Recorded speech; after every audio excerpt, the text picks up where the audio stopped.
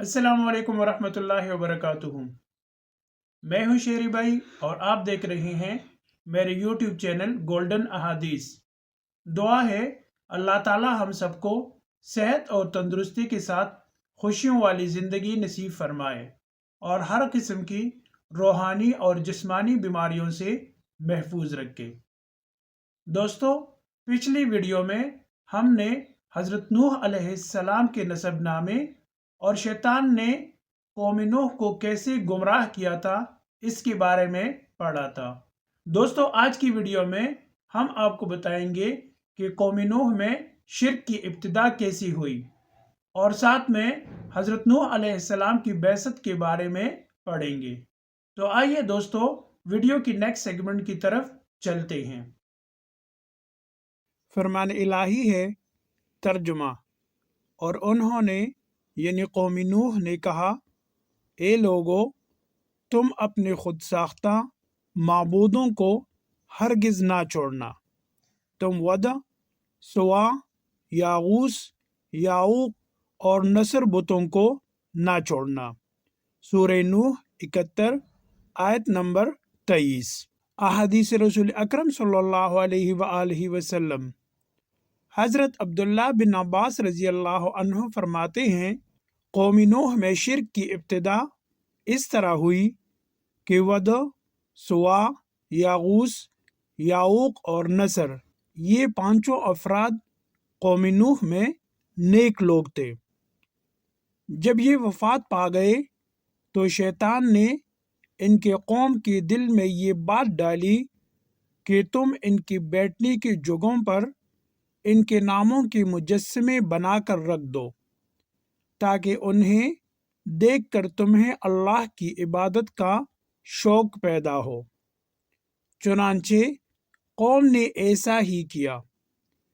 پھر جب یہ مجسمے بنانے والے مر گئے تو ان کے بعد آنے والے لوگوں نے لا علمی میں یہ سمجھا کہ ہمارے باپ دادا انہی مجسموں کی عبادت کیا کرتے تھے، پس انہوں نے ان نیک لوگوں کی مجسموں کی عبادت کرنا شروع کر دی۔ اس طرح ان کے درمیان شرک پھیل گیا۔ صحیح بخاری۔ حضرت نوح علیہ السلام کی بعثت۔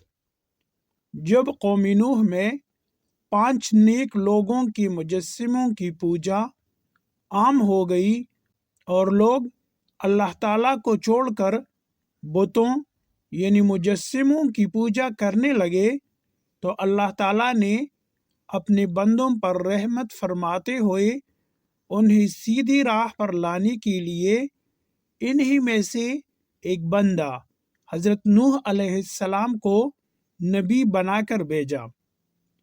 جب آپ علیہ السلام کو مبعوث کیا گیا اس وقت آپ علیہ السلام کی عمر 50 سال تھی۔ فرمان الہی ہے ترجمہ۔ یقیناً ہم نے نوح علیہ السلام کو ان کی قوم کی طرف نبی بنا کر بھیجا اور ان سے کہا کہ آپ اپنی قوم کو ڈرائیے اس سے پہلے کہ ان پر دردناک عذاب آ جائے۔ سورہ نوح 71 آیت نمبر 1۔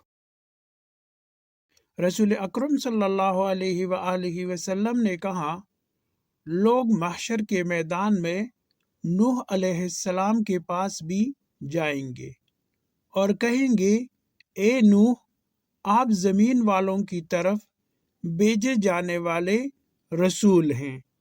اللہ تعالیٰ نے آپ کا نام عبد الشکور یعنی شکر گزار بندہ رکھا، آپ ہماری شفاعت فرمائیں۔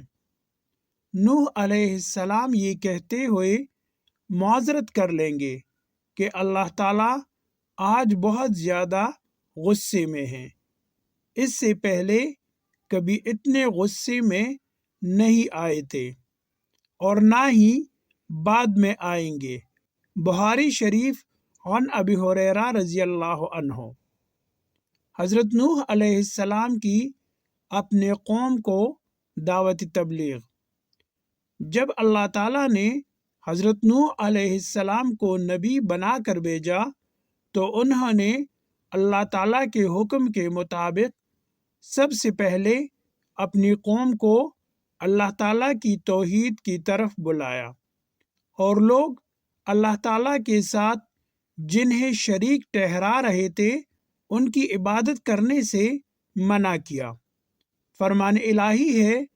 ترجمہ: نوح علیہ السلام نے کہا، اے میری قوم، بے شک میں تمہیں کلم کلا ڈرانے والا ہوں، یہ کہ تم اللہ کی عبادت کرو، اس کے عذاب سے ڈرو اور میری اطاعت کرو، وہ تمہارے گناہ معاف فرما دے گا اور تمہیں ایک مقررہ مدت تک مہلت دے گا۔ بلا شبہ اللہ کا وعدہ یعنی وقت مقرر جب آ جاتا ہے تو اس میں تاخیر نہیں ہوتی۔ کاش کہ تم یہ بات سمجھ لیتے۔ سورہ نوح 71 آیات 2 تا 4۔